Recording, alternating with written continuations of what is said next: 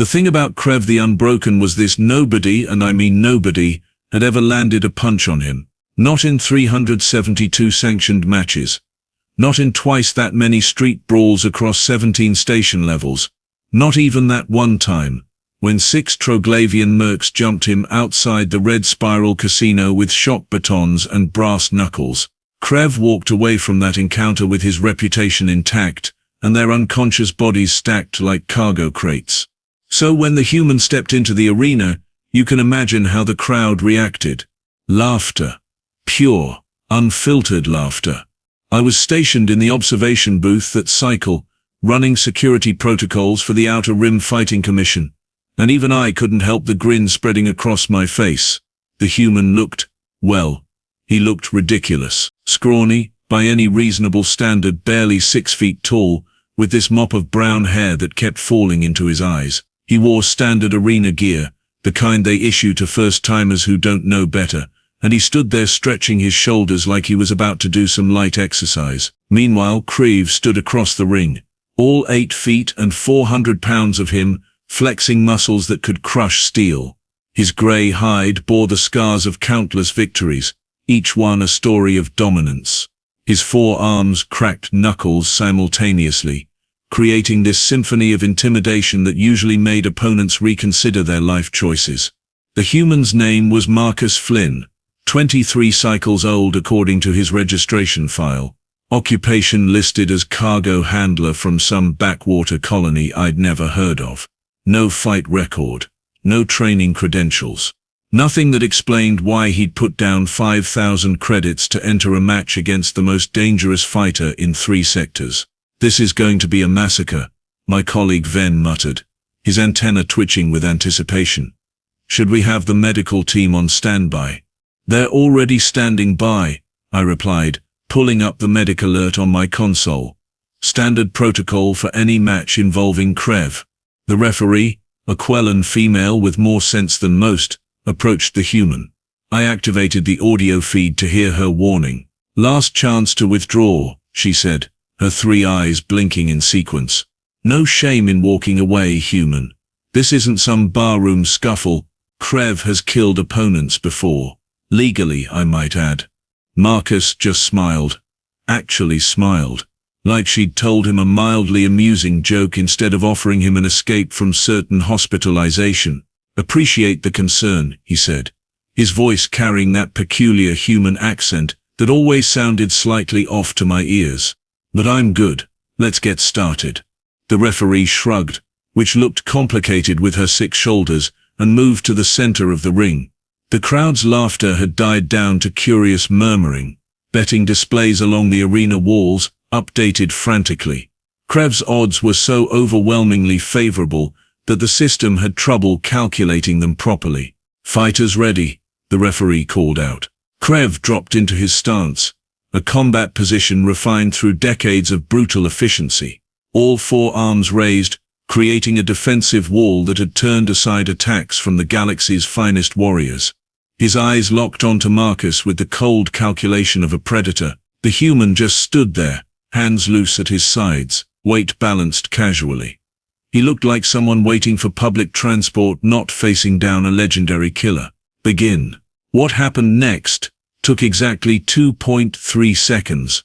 I know because I checked the replay 17 times afterward, and I still barely believed it. Krev moved first, as everyone expected. His lower right fist shot forward, a devastating jab that had enough force behind it to dent titanium plating. It was a test strike, the kind Krev always opened with, designed to gauge his opponent's reaction time and defensive capabilities. The human's head tilted 3 inches to the left. The punch missed by a margin so thin you could barely slide paper through the gap. Before Krev could even register the miss, Marcus stepped forward, inside Krev's reach, violating every conventional fighting principle, and his right fist connected with Krev's solar plexus. 1. The sound echoed through the suddenly silent arena like a gunshot. Krev's breath exploded outward, his 4 eyes widening in what might have been surprise if his nervous system wasn't currently trying to process the impossible reality that someone had actually hit him. Marcus didn't stop. His left hand came up in a tight arc, catching Krev under the chin with a precision that spoke of either incredible luck or terrifying skill. 2. Krev's head snapped back, his massive frame actually lifting slightly off the arena floor. His upper arms instinctively moved to guard, a defensive reflex honed through centuries of evolution, but the human was already moving again, a devastating hook to the ribs that I felt sympathetically from my observation booth. 3. A straight punch to the throat that made everyone in the arena wince simultaneously. 4. And then, as Krev was still processing the fact that he'd been hit 4 times in less than 2 seconds, Marcus pivoted on his back foot, put his entire body weight into the movement, and delivered an uppercut that traveled maybe 8 inches, but carried enough force to drop a shuttle.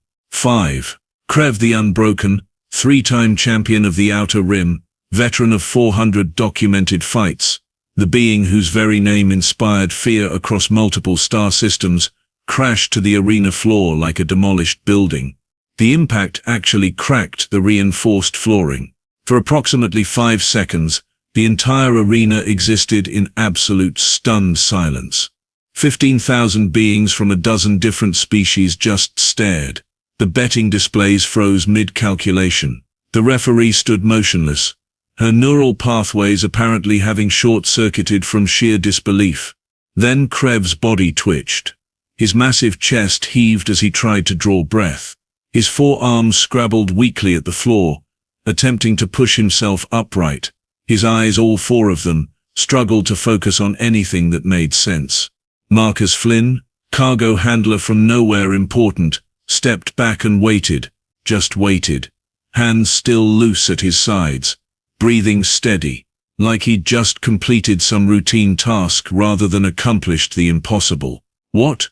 Krev managed to gasp, his voice a rasping wheeze that the arena microphones barely picked up. How did you move like that? The human shrugged. An actual, casual shrug. I didn't move particularly fast, he said, and I swear to the void there was amusement in his voice. You just telegraph your attacks pretty heavily. Upper right shoulder drops half an inch before you throw with lower right. Upper left twitches before lower left moves. Once I saw the pattern, it was just timing. My console beeped. Medical team requesting permission to enter the ring. I approved it automatically, still trying to process what I'd just witnessed. Krev, through supreme effort, managed to push himself to a sitting position. Blood trickled from his mouth, dark against his grey hide. He looked at the human with something I'd never seen in his eyes before. Respect? Maybe. But also something else. Something that looked suspiciously like fear. The fight, Krev said slowly, each word clearly costing him. When did it begin?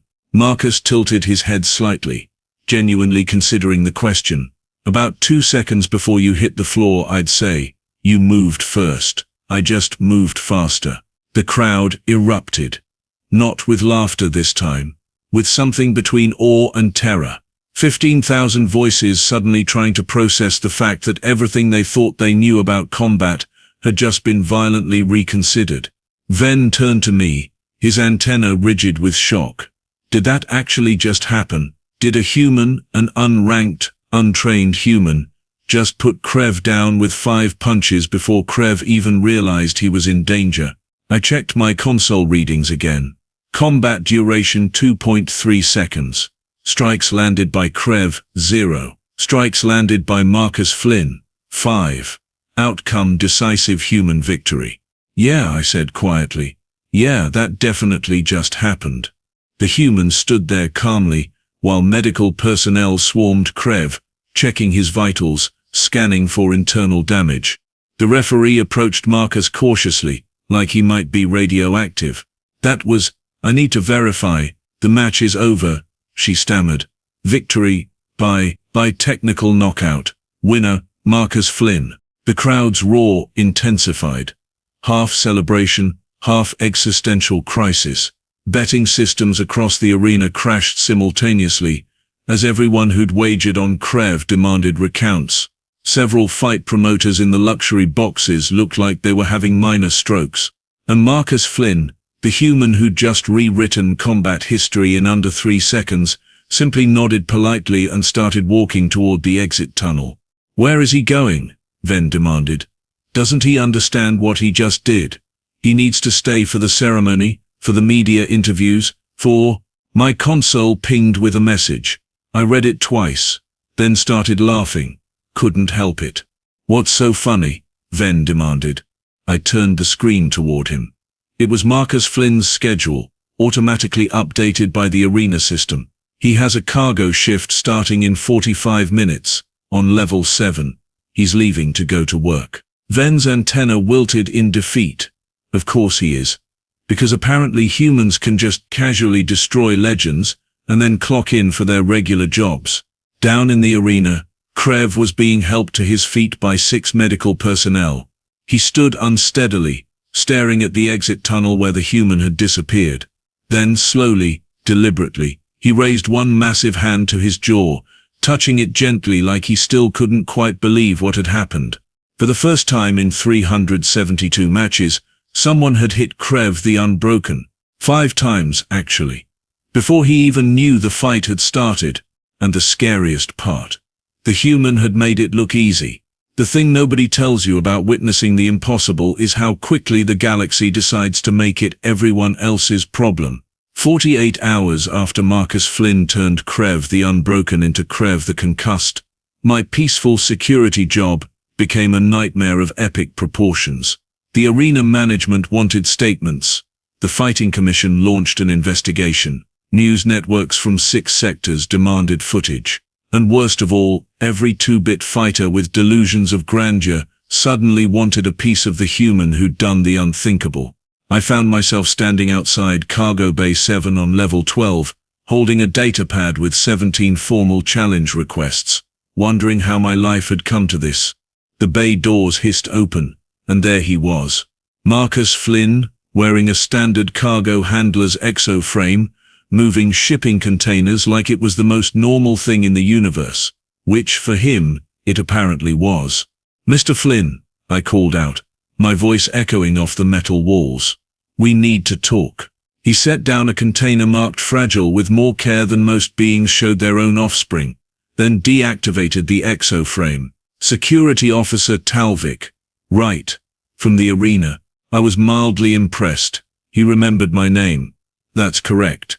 And I'm here because you've created what we in the industry call a catastrophic situation." He blinked at me with those unsettling human eyes. "I won a fight. That's kind of the point of fighting, isn't it?" "You didn't just win a fight," I said, activating my datapad's holographic display. "You ended a 372 match winning streak in under 3 seconds. Do you have any idea what that's done to the fighting circuit?" Marcus shrugged, wiping sweat from his forehead with a rag that had definitely seen better days. "Not really my concern. I needed the prize money for ship repairs. Got the money. Fight's over. Problem solved." "Oh, the fight is absolutely not over," I said, scrolling through the challenge list. "Varex the Mauler wants a match. So does Grinding Claw, and Talvik 6-Blade, and approximately 14 others who think they can restore the natural order of the universe by putting a human in his place." He considered this while taking a drink from a water container. "That's flattering, I guess. But I'm not interested.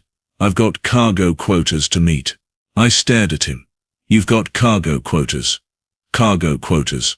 Yeah, 12 more containers need to be moved by end of shift, and these manifests won't process themselves." He gestured at the bay around us like this explained everything. "Listen carefully," I said, fighting to keep my voice level. "Half the fighters in 3 sectors want to kill you to prove humans aren't some kind of combat gods. The other half want to study you to learn your techniques, and the betting cartels want you dead because you cost them approximately 40 million credits in a single match. Your cargo quotas are the least of your problems." Marcus set down his water container slowly. For the first time since I'd met him, he actually looked concerned. "The cartels? Really? 3 different syndicates have already posted bounties. Nothing official, obviously, but the word is spreading. You're a liability to their business model." He was quiet for a moment, processing this information with what appeared to be genuine thought rather than panic. "So what do you suggest?" "You could fight again," I said. take matches against high-profile opponents, win a few more legitimately, and you become too valuable to eliminate. The publicity alone would be worth millions. Fighting promoters are literally fighting each other for the chance to represent you. Or, he asked, or you could leave. Get off this station. Find some quiet colony, where nobody knows who you are, and live a peaceful life moving cargo containers until you're old and grey. Marcus looked around the cargo bay, his expression thoughtful. I like this station.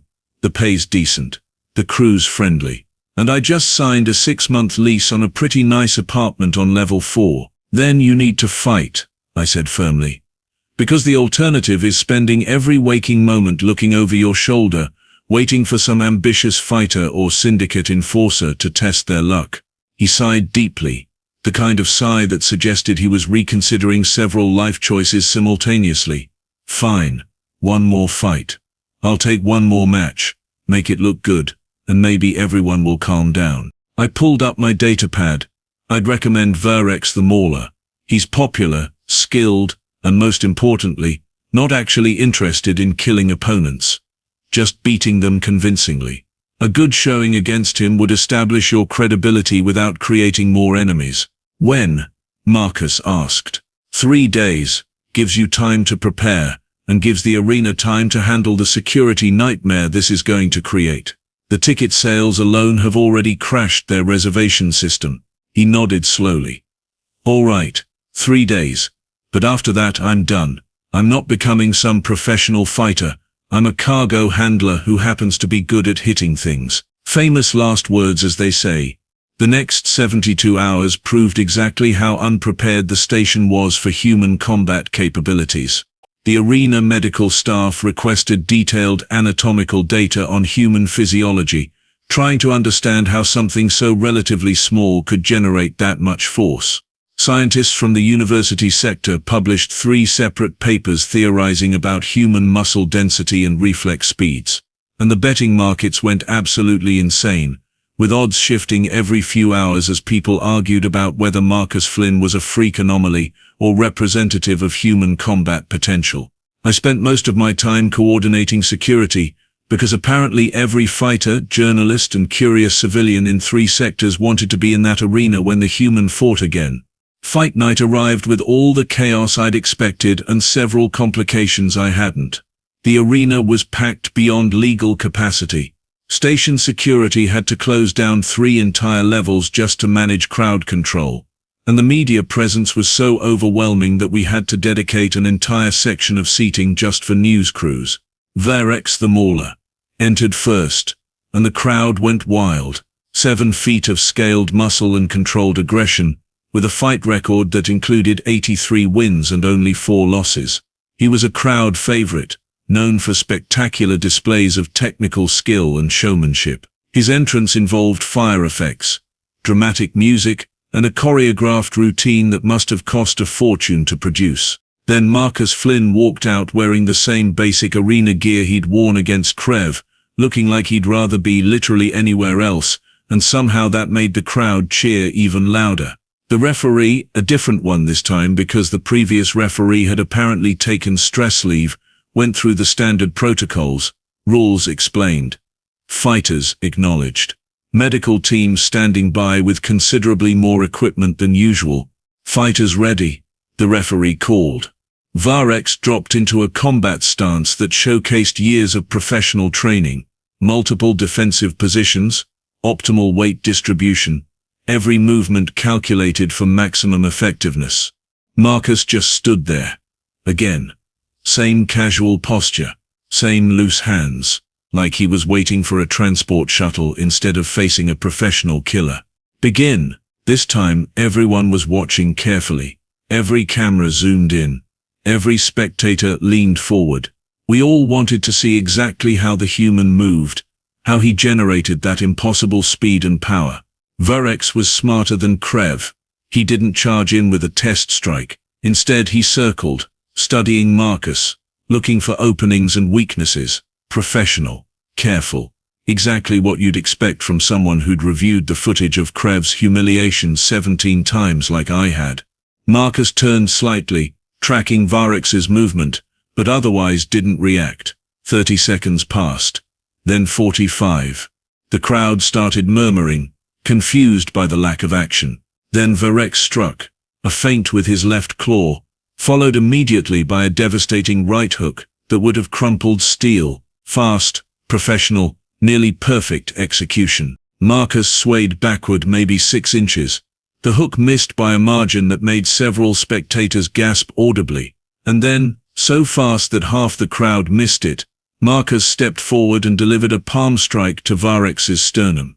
The impact sounded like a hammer hitting meat. Varex's eyes went wide, his breath exploded outward, and he actually flew backward 3 feet before crashing to the arena floor. The crowd went silent. Again, because apparently that was just what happened when Marcus Flynn fought. Varex lay there for maybe 2 seconds, then rolled to his feet with impressive recovery speed.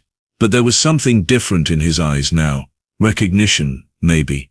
Understanding that he wasn't just fighting another opponent, he was fighting something outside his experience. "All right," Varex said, his voice carrying across the stunned arena.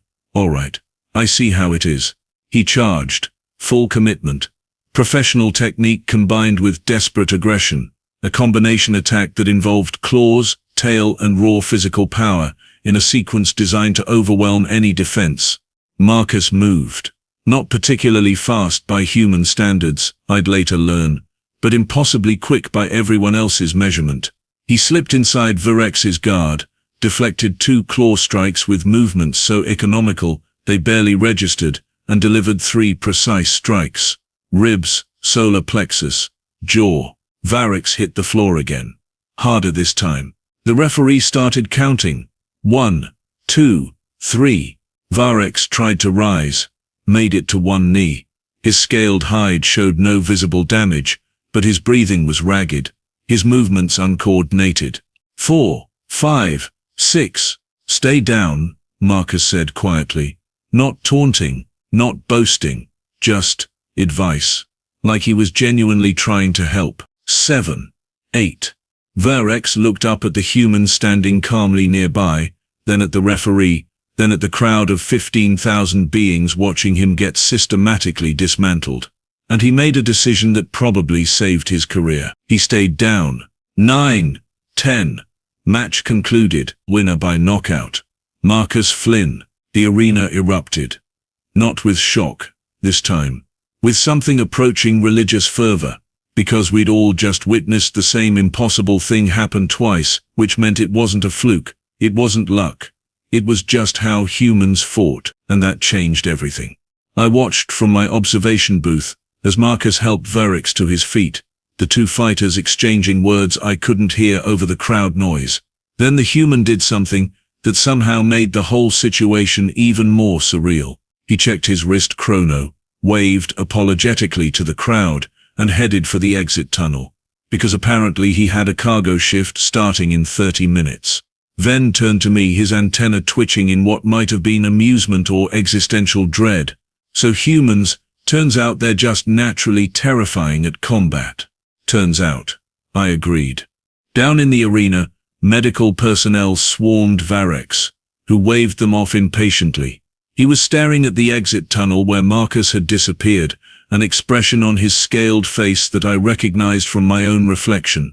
Wonder, terror, and the uncomfortable realization that everything we thought we knew about fighting had just been permanently revised. My console pinged. Another 17 challenge requests, 6 interview demands, and a personal message from the Fighting Commission requesting a full report on human combat capabilities for distribution to all registered fighters. I started typing, because someone needed to warn the galaxy that humans didn't just fight differently.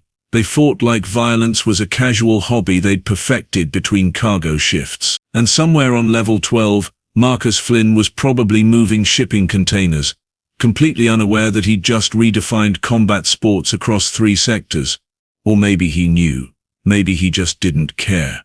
Which, honestly, might have been the scariest thing about humans. They could rewrite your entire understanding of the universe and then clock in for their regular job like it was nothing. Like they'd just hit you 5 times before you even realized the fight had started.